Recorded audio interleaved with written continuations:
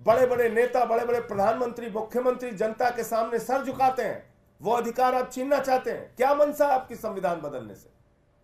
क्योंकि हमने देखा है संविधान बदल के आपने क्या किया दिल्ली के अंदर। सुप्रीम कोर्ट के 5 जजों के फैसले को आपने दिल्ली में सर्विसेज के मामले में जो फैसला था उसको देश के अंदर, संसद के अंदर बदल दिया। जब चुनाव आयुक्त की नियुक्ति में मुख्य न्यायाधीश को रखा गया, उस फैसले को आपने संसद में बदल दिया। तो आपकी मंशा जाहिर है, आप नागपुर का संविधान इस देश में लागू करना चाहते हो। और मैं आपसे कहना चाहता हूं, भारत का संविधान बाबा साहब डॉक्टर भीमराव अंबेडकर के द्वारा लिखा गया संविधान, उससे अगर कोई छेड़छाड़ करने की कोशिश करेगा तो उसके खिलाफ जान की बाजी लगा के हम लोग लड़ने का काम करेंगे। बाबा साहब के संविधान से छेड़छाड़ करने नहीं देंगे, आरक्षण खत्म नहीं करने देंगे, आपको किसानों के हक नहीं मारने देंगे, युवाओं के हक नहीं मारने देंगे। आपने संविधान बदला है, ट्रेलर दिखाया है 2019 से 24 की सरकार में, और 24 में आपने जीतने के बाद मन बना लिया है कि आप आरएसएस का, संघ का और नागपुर का संविधान देश में लागू करेंगे, जो संविधान कहता है आरक्षण तो खत्म होना चाहिए। मोहन वैद्य जी को तो आप जानते होंगे, सुनाइए भाई मोहन वैद्य जी का स्टेटमेंट।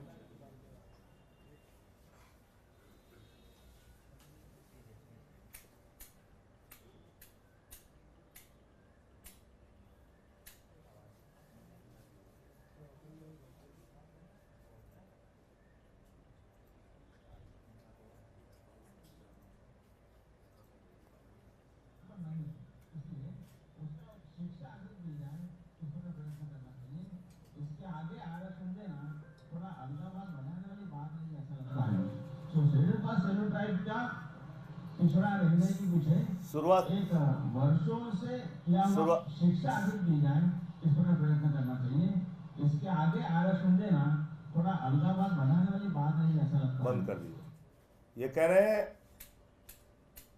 आरक्षण देना अलगाववाद बढ़ाने की प्रक्रिया है। ये मोहन वैद्य का बयान है, आरएसएस के बड़े महत्वपूर्ण बड़े नेता हैं मोहन वैद्य जी, उनका बयान है कि आरक्षण देना अलगाववाद को बढ़ाने की प्रक्रिया है। हमको तो बाबा साहब समाज के शोषित और वंचित लोगों को आगे बढ़ाने का प्रयास है, और आप कह रहे हैं आरक्षण देना अलगाववाद की प्रक्रिया को बढ़ाने का प्रयास है। यह है आरएसएस और बीजेपी की मानसिकता।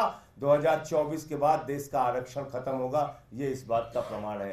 यह 2017 का बयान है। 2015 का दिखाइए उनका, संघ प्रमुख का। अब मैं आपको 50 साल राज वाला अमित शाह का बयान दिखाता हूं।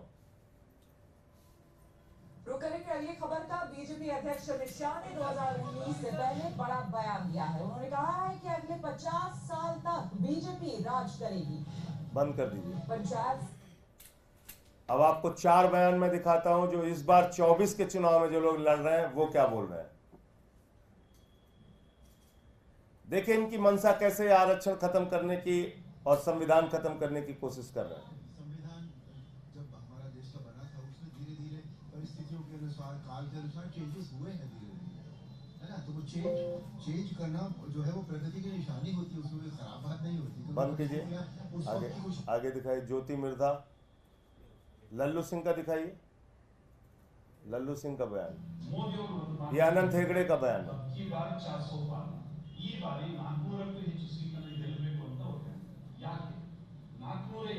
ये कन्नड़ भाषा में बोल रहे हैं लेकिन लिखा हुआ है, क्या इनकी मंशा बता रहे। राज्यसभೆಯಲ್ಲಿ ನಮಗೆ 2/3 ಮೆಜಾರಿಟಿ ಅಲ್ಪ ಬಹುಮತ ಇದೆ. ರಾಜ್ಯ ಸರ್ಕಾರಗಳಲ್ಲಿ ನಮಗೆ ಬೇಕಾಗಿರತಕ್ಕಂಥ ಬಹುಮತ ಇಲ್ಲ. ಸಂವಿಧಾನವನ್ನ ತಿದ್ದುಪಡಿ ಮಾಡಬೇಕಾದ್ರೆ ಏನು ಮೂಲಭೂತವಾಗಿ ಸಂವಿಧಾನವನ್ನು ಸಂಪೂರ್ಣವಾಗಿ ತಿರುಚಿತ್ತು ಕಾಂಗ್ರೆಸ್ನವರು, ಅದರಲ್ಲಿ ಬ್ಯಾಡದೇ ಇರೋದನ್ನೆಲ್ಲ ತುರುಕಿದ್ರು, ವಿಶೇಷವಾಗಿ ಇಡೀ ಹಿಂದೂ ಸಮಾಜವನ್ನ दमनस्वंत ರೀತಿಯಲ್ಲಿ ಕಾನೂನನ್ನು ತಂದಿಟ್ಟಿದ್ರು। बंद कर दीजिए। और लल्लू सिंह का दिखाइए, ये किनारे वाला है।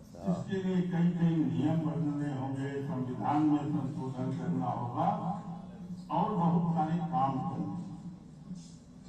सरकार तो 272 पे भी बन जाती है, लेकिन 272 की सरकार संविधान में संशोधन नहीं कर सकती। उसके लिए 2/3 बहुमत से अधिक सीट या तो बस एक बयान ज्योति मिर्धा का भी होगा। हाँ,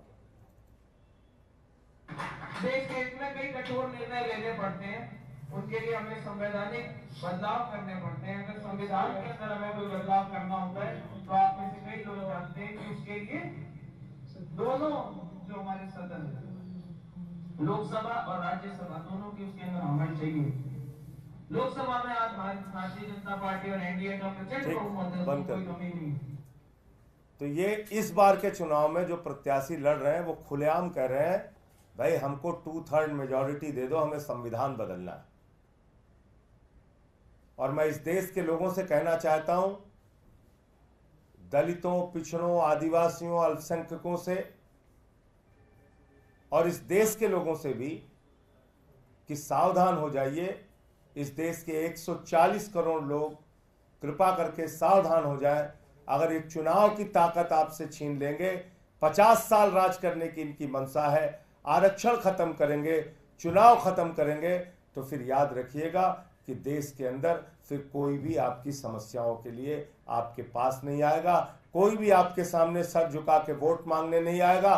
किसी से आप अपने अधिकार न मनवा सकते हैं, न उसके सामने आवाज उठा सकते हैं। उसका ट्रेलर 2019 से 24 में शुरू कर दिया। जैसा मैंने आपको बताया, दिल्ली सरकार को सुप्रीम कोर्ट के 5 जजों के द्वारा दिए गए अधिकार छीन लिए गए।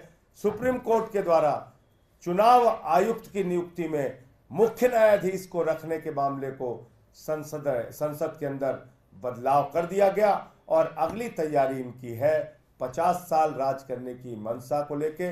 जो नागपुर का संविधान है, जो भागवत का संविधान है, जो मोहन वैद्य का संविधान है, जो कहता है आरक्षण खत्म करना चाहिए, वो संविधान इस देश के अंदर ये अपना संविधान लागू करेंगे, बाबा साहब का संविधान खत्म करेंगे।